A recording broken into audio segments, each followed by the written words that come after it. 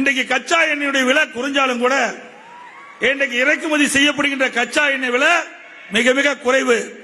அப்படி குறைந்த கச்சா எண்ணெயை கூட இன்றைய தினம் அதிகமான வரி போட்டு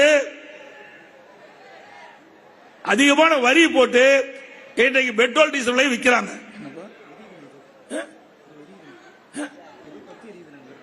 எங்க தம்பி அங்க பாரு, ஏதோ ஒரு குடிசை என்னமோ எரிஞ்சிட்டு இருக்குது பாருங்க. ஹாஸ்டல் அப்ப அப்படியே கோருங்க தம்பி, நீங்க ஒண்ணும் இல்ல, அதெல்லாம் ஒண்ணும் இல்ல. அங்க வேற அது வேற, நீங்க அப்படியே கோருங்க, அதையும் பார்த்துட்டு இருக்கிறீங்க. அதெல்லாம் சம்பந்தப்பட்ட அதிகாரி அமைச்சிருவாங்க. அதனால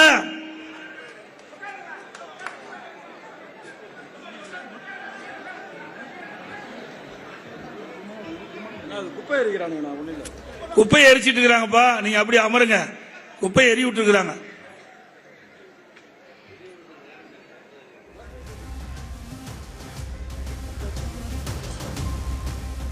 அப்படி இந்த பகுதி ஒரு சுற்றுலா மையமாக திகழ வேண்டும்.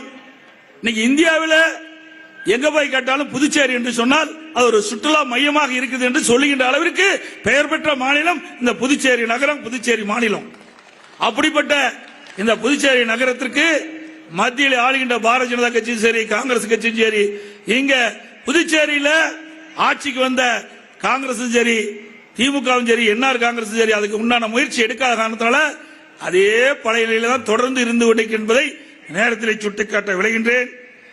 அது மட்டும் இல்லாம இன்றைக்கு பல ஆண்டுகளாக மூடிக்கிடந்த சர்க்கரை ஆலையை அண்ணா திமுக நம்முடைய நாடாளுமன்ற உறுப்பினர் வெற்றி பெற்று வந்தவுடனே அதையே இயக்கப்படும்.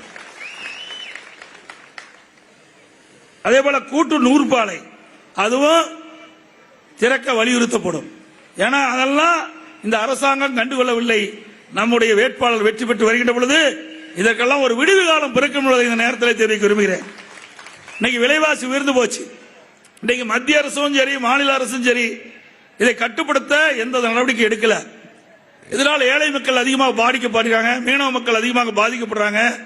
ஆக இந்த பாதிப்பிலிருந்து மக்களை மீட்டெடுக்க வேண்டும் என்று சொன்னால் அனைத்து இந்திய அண்ணா திராவிட முன்னேற்ற கழக வேட்பாளர் வெற்றி பெற்று வருகின்ற பொழுது இந்த விலைவாசி குறைப்பதற்கான நடவடிக்கையை மத்தியிலே நாடாளுமன்றத்திலே உங்களுடைய குரல் ஒலிக்கும். அவர் மூலமாக